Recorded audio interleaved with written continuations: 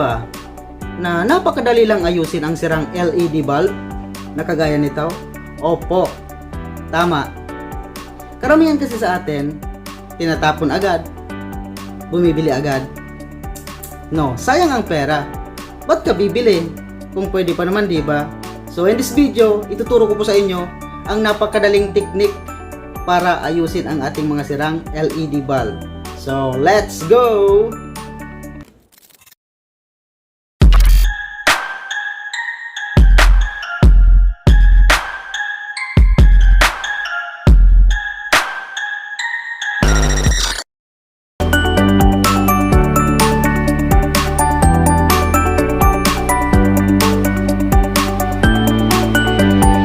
Hahanapin lang po natin yung sunog o yung nangitim na LED.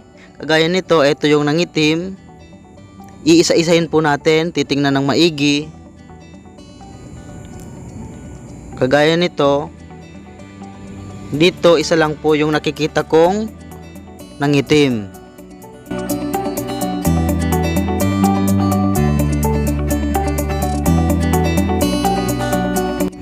Ang gagawin natin, isi-short lang po natin itong magkabila ang gilid na to dahil naka series connected lang po yan.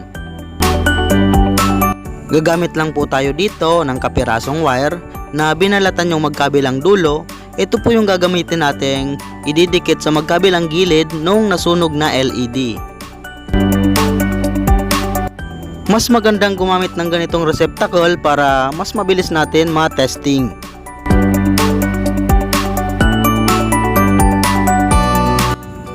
Ayan, umilaw na. Ibig sabihin, sira nga talaga yung isang pirasong LED na yon, yung nasunog.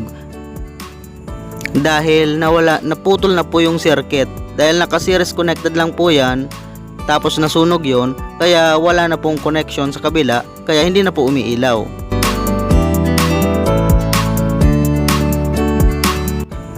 Ang gagawin natin, gagamit lang tayo dito ng kapiraso ng isang strand lang ng wire. Yun po ang gagamitin nating pang jumper or pang bypass dun sa LED sunog. Pero bago tayo gumamit ng soldering lead or magsolda, tuklapin muna natin yung kulay puting pintura ng magkabilang gilid ng LED para buwelo po tayo sa paglalagay ng isang strand ng wire na gagawin po nating jumper.